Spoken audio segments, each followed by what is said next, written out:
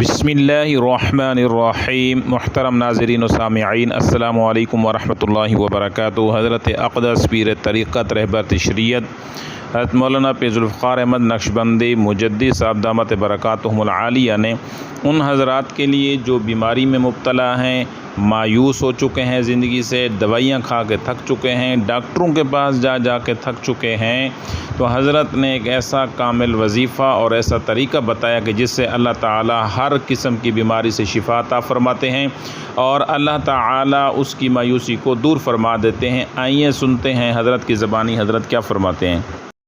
یہ صدقہ جو ہے بیماریوں سے شفا کا باعث بنتا ہے۔ نبی صاحب نے ارشاد فرمایا، داؤ مرضاکم بالصدقۃ، تم اپنے مریضوں کا صدقہ کے ذریعے علاج کرو۔ ہمارے طبی جماعت کے ایک امیر تھے، ان کا نام تھا فیدین محمد صاحب۔ بہت پرانی بات ہے، میں اس وقت سرمد کی عمر کا بچہ تھا اور حکیم صاحب ہوتے تھے، تو ان کے پاس میں عربی پڑھنے کے لیے جایا کرتا تھا۔ تو کئی دفعہ میں بیٹھا ہوتا تھا تو آتے بھائی دین محمد صاحب، شاید یہی نام میں نے بتایا، اور آ کے نا وہ حکیم صاحب کو کچھ 100 روپیہ 200 روپیہ پکڑا کے چلے جاتے۔ تو میں بڑا حیران ہوتا۔ میں نے ایک دن پوچھ لیا، استاد جی یہ آپ کو آ کے پیسے کیوں دیتا ہے؟ کہنے لگے کہ اس کو بخار ہے، یہ بیمار ہے، تو یہ دوائی نہیں کھاتا، یہ آ کے پیسے مجھے دے دیتا ہے کہ حکیم صاحب آپ کے پاس کوئی غریب بندہ آئے گا تو ان پیسوں سے اس کو دوائی دے دینا، اس کے بدلے اللہ مجھے شفا دے دے گے۔ یعنی یہ توکل ہم نے اپنی آنکھوں سے دیکھی ہے دنیا میں۔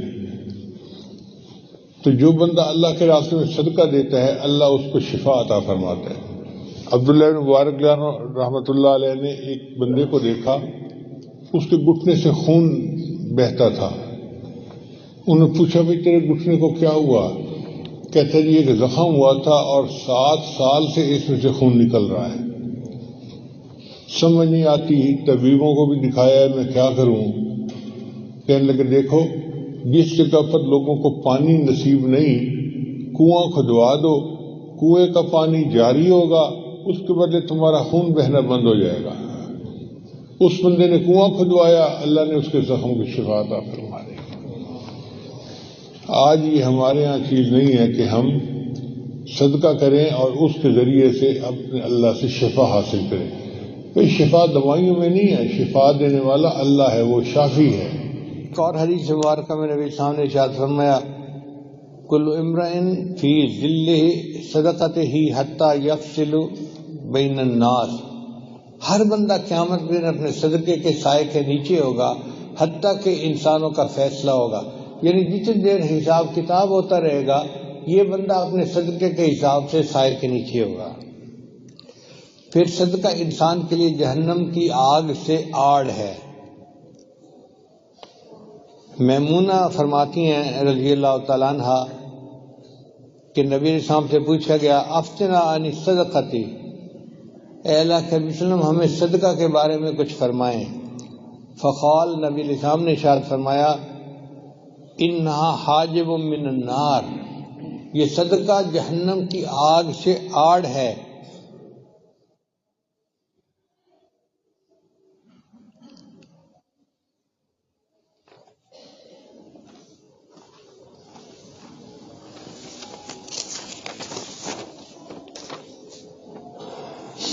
پھر صدقہ 3 بندوں کے لیے اجر کا باعث ہے۔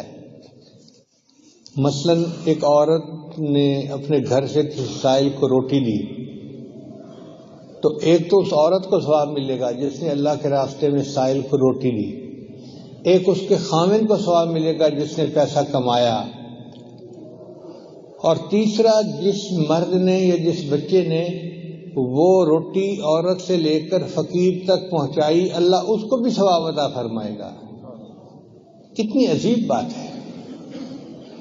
صدقہ کرنے پر اللہ تعالیٰ 3 بندوں کی مغفرت فرماتے ہیں۔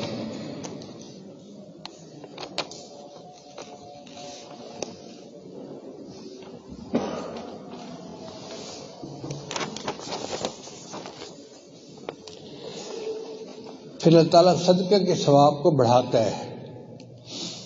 حدیث مبارکہ میں ابو ہریرہ نے اس کے راوی ہیں، فرماتے ہیں کہ جب کوئی بندہ اللہ کے راستے میں ایک کھجور خرچ کرے، اب ایک کھجور کتنی چھوٹی سی ہوتی ہے، تو اللہ تعالیٰ اس کھجور کو اپنے دائیں ہاتھ میں وصول فرماتے ہیں۔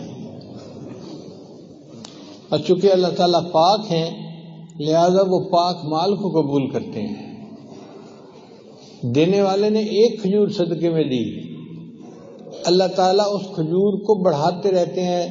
جس طرح تم اپنے جانور کو پالتے ہو، گائے بھینس کو، اور وہ بڑا ہو جاتا ہے، اللہ اس کھجور کو پالتے ہیں حتیٰ کہ وہ کھجور پہاڑ کے سائز کے برابر ہو جاتی ہے، اور اللہ تعالیٰ اس کے نام اعمال میں کھجور کے پہاڑ کے سائز کے برابر صدقہ کرنے کا ثواب عطا فرما دیتے ہیں۔ خرچ کی تھی ایک کھجور اور ثواب ملا پہاڑ کے برابر۔ سبحان اللہ، سبحان اللہ۔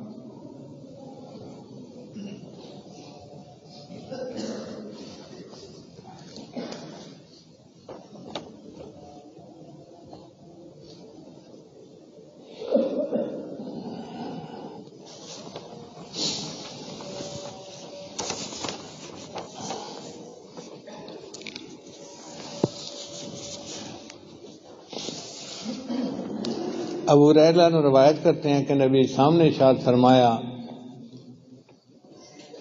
کہ ایک آدمی نے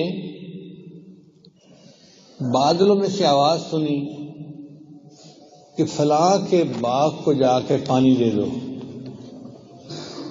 میں اپنی طرف سے بات کر رہا ہوں کہ عبد الرحمن کے باغ کو پانی دے دو۔ وہ بڑا حیران ہوا، کون عبد الرحمن، اور بادل سے آواز آ رہی ہے۔ تو بادل ایک طرف چلا تو وہ اس بادل کے پیچھے چل پڑا۔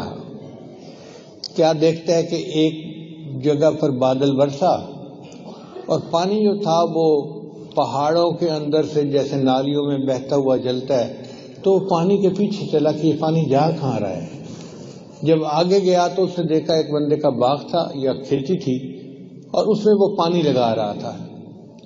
اس سے پوچھا تیرا کیا نام ہے؟ اس نے وہی نام بتایا جو بادل سے اس نے سنا تھا۔ اس نے پوچھا اچھا یہ بتاؤ تمہارا کون سا عمل ایسا ہے کہ اللہ کے یہاں تمہاری اتنی قبولیت ہے؟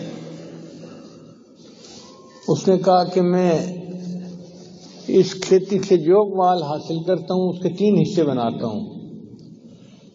ایک حصہ اپنے گھر والوں پہ خرچ کرتا ہوں، دوسرا حصہ اللہ کے راستے میں خرچ کر دیتا ہوں، اور تیسرا حصہ اس کھیتی کو بڑھانے